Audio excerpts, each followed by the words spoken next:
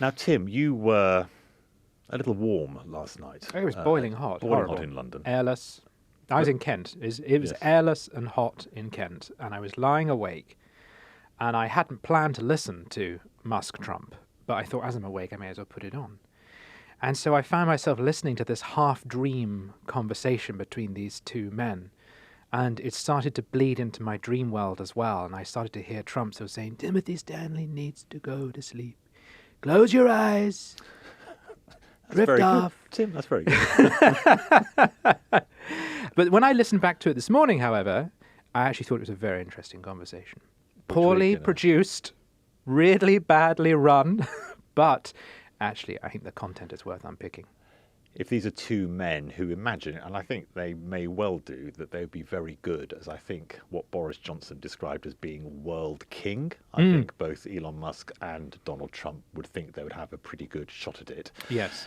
As ever with people who may think like that, the actual doing is sometimes a little harder than the thinking of it. Yes. And the start, where lots and lots of fans from around the world were trying to plug into this Twitter Spaces discussion between the possible next president of the United States and certainly one of the most powerful people in the United States, Elon Musk, didn't actually start for well over 50 minutes because Elon Musk claimed that there was a denial of service attack, a cyber attack on Twitter, or X, as obviously it is now called. Yes. But actually, it appears that possibly they're not that good at live streaming. I think someone just forgot to press the on button, the mic live button or something like that. We've employed people to do this precisely because you and I couldn't possibly do it. But there is something magical about two titans of industry, the man behind the electric car and the man behind the hotel and golf courses, getting together and not being able to put a podcast out on time. Let's listen to what Elon Musk said was going on. Apologies for the late start. We unfortunately had a massive distributed denial of service attack against our servers. As this massive attack illustrates, there's a lot of opposition to people just hearing what President Trump has to say. Now, I looked at The Verge, which is a great technology journalism website, after it, and they actually said that if you'd had a massive denial of service attack, the whole of X would have come down, which didn't seem to be the case. So rather leans into your explanation that actually there was actually something wrong with the platform. Well, and also there may well be opposition in the sense that people don't like the politics of Musk and Trump, but the reality is everyone is talking about it today, and millions of people did listen to the interview.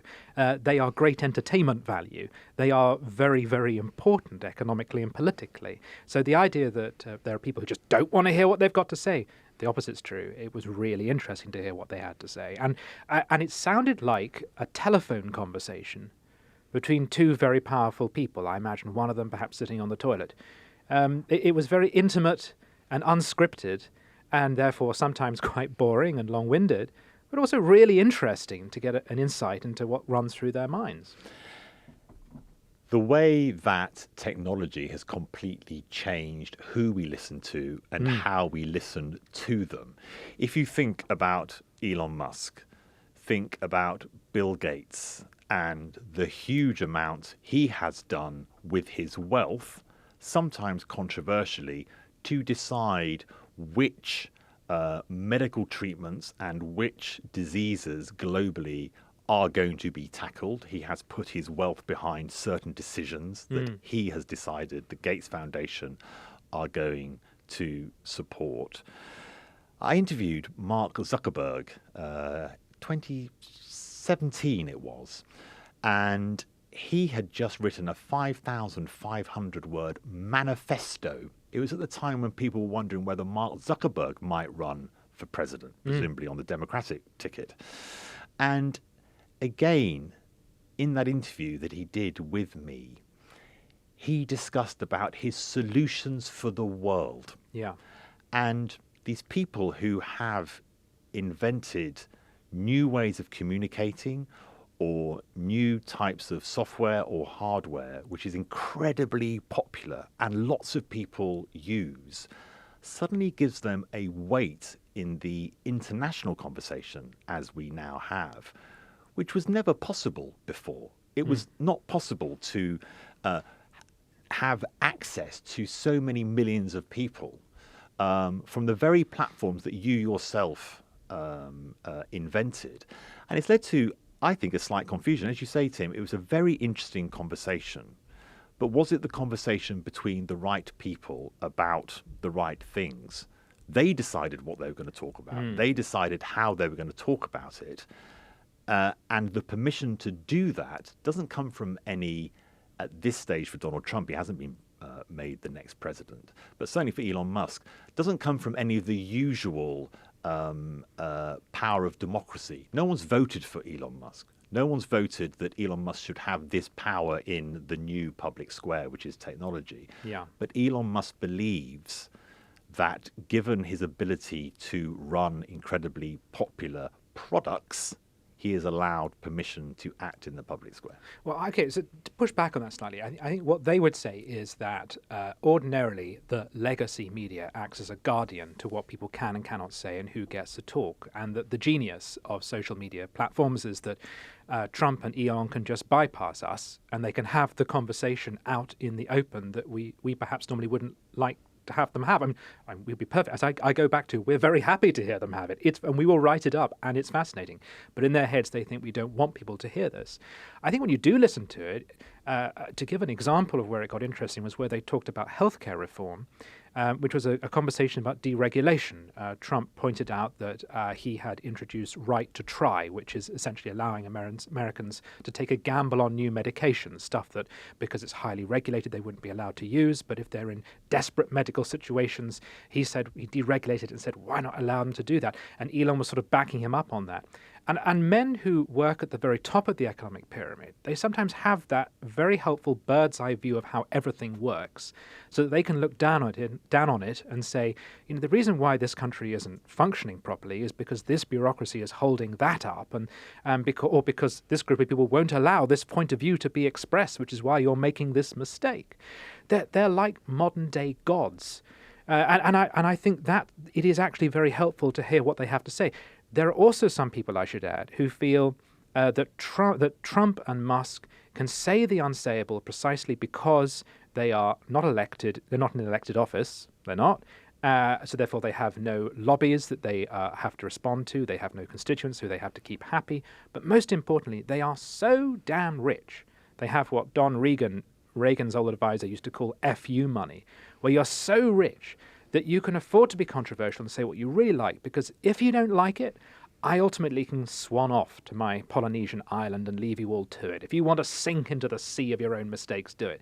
So I think a lot of people value what they see as the honesty and independence of thinking of these men. I think with some of that FU money comes responsibility. And I think one of the issues that we in journalism have to abide by is there is a rule book to how we cover the world. We can't just shoot from the hip and say things which genuinely are not true. So I think although it can be interesting to hear new voices in powerful ways, and of course not everything should be controlled by what you described as legacy media, there also needs to be a bit of a rule book of the road. Let's hear a little bit of some of those areas that that Trump and Musk talk about. I want to start with, well, they mix together nuclear energy and the bombing of Nagasaki and Hiroshima in Japan towards the end of the Second World War, which I think is certainly incredibly questionable. Elon Musk starts by talking about Fukushima, where the earthquake affected the nuclear energy plant. He starts there, but then he makes a pivot and a segue into what many people, me included, would think is not connected. But these are the ways that people like Trump and Musk speak. Let's hear that bit of the conversation. It's actually not that bad. So like after Fukushima happened in Japan, like people were asking me in California, are we worried about like a nuclear cloud coming from Japan? I'm like, no, that's crazy. It's not even dangerous in Fukushima. I actually flew there and ate locally grown vegetables on TV to prove it. And I donated a solar water treatment, a solar powered system for a water treatment plant. And yeah, but you haven't been feeling so well lately, and I'm worried about it. No, but I mean, I'm only kidding. It's fine, It's like Hiroshima and Nagasaki were bombed, but now they're like full cities again. So right. it's really not something that That's right. So it's not as scary as people think, basically. Yeah. It's not as scary as some people think. Now, in the case of Nagasaki and Hiroshima, they were bombed, and now they are cities again. Okay, but there was something that happened between that, and it was a great deal of death and destruction and horror. And I think that, yes, he is almost clumsily conflating nuclear energy and nuclear war as issues. But it's hard not to listen to that and not think of this godlike being that looks upon the world without morality or mercy, but just in these very instrumentalist terms of what works, what does my data tell me works? And not only do I have some ethical issues with that, but I wonder if that politically plays, because the great giants of industry, they have a conversation which operates on that level, but voters, do they want to live with nuclear fallout? I don't think they do. And I don't think they want to hear about politicians entertaining them living with nuclear fallout, right? There's an insensitivity there to, I think, how most voters think. Isn't it just faintly ludicrous, Tim, that we are obliged, because of the great reach and power of both these men, to be having a conversation like this and thinking about the horrors of Hiroshima and Nagasaki and the Second World War being riffed upon by two men who have no connection to those appalling historic events. And this idea that I think you're right that they would like to think of themselves as these godlike characters, that somehow little people like you and me, Tim, and the 99.999% of the world who aren't FU rich, can never think in those big ways. It is surely ridiculous to believe that those conversations are adding to our knowledge about the end of the Second World War in Japan. Just and one final point. I would love and would listen at Elon Musk's feet for an awful long time on building electric vehicles, on technology, and flying to space. Yeah. Please, Elon, stay in your lane. Right. You don't need to speak in this way about things that, frankly, you may not know a lot about. Yeah, but he should be free to, right? We've no objection to him exercising sitting here his right to do about it. Absolutely. Secondly, he and Trump would say, we have mandates. Elon Musk has the mandate of having made so much money and sold so much of his product. People have endorsed him in the way that they don't endorse the average congressman. We've got Labour MPs in this country who were elected on a third of the vote in their constituency. I would argue that a businessman who has transformed the world in the way Musk has far greater claim to a mandate to speak and to be heard. And Trump, of course, was elected and may well be elected again. And he ran America and might run America again. So I think his lane is vast. But also, they would also say that because the media and political establishment has tried to prevent us from talking about certain things in certain ways, because they have, for instance, they believe that the media has pushed the idea that all nuclear power is dangerous and every nuclear power station is a minutes away from being Chernobyl. They would say we need people like them to disrupt the conversation and to say the things that the rest of us self-censor and feel too frightened to say. And that's what Musk has been doing in the past week about immigration. People have said to me who are fans of Musk, I've been critical of him, but supporters of him have been saying to me, look, Tim, this guy is saying stuff that we increasingly feel we cannot say in our own country. And it takes a weird rich guy in California to say it, both because he has the money, he has the courage, and also he doesn't run the risk of a prosecution in Britain. But you have to be able to be challenged, and I am not for a moment saying that Elon Musk is not allowed to say what it is he's saying. I'm saying that I am there. I also have a right to challenge what it is he is saying. Of course you and do. not to be sort of dismissed as, oh, you're trying to fight free speech. It's quite interesting that you very quickly went to a free speech issue. I've not once said he shouldn't be allowed to say what he says. I just think we need to be aware of what is it he's saying. I read Walter Isaacson's biography of Musk. Isaacson obviously did the amazing biography of Steve Jobs. And he did speak about this idea of Musk as this mercurial, almost man-child that will say things for destructive effect at times. Elon Musk himself has spoken about, has he got Asperger's, and that he finds it very difficult to pick up social cues. I'm not quite convinced that he has a worldview that is coherent. I'm not convinced he has a worldview that is coherent, but he's thrown his lot in with Trump. He obviously voted Biden in 2020. He's thrown his lot in with Trump. If Trump doesn't win, and Kamala Harris wins, so he will then have Kamala Harris, head of the Democrats in America. He will have the European Union, who he is already clashing with about the limits to freedom of speech when on your own platform you have the most egregious and appalling, particularly anti-Muslim sentiment. And then Keir Starmer, obviously the leader of the Labour Party here in the UK.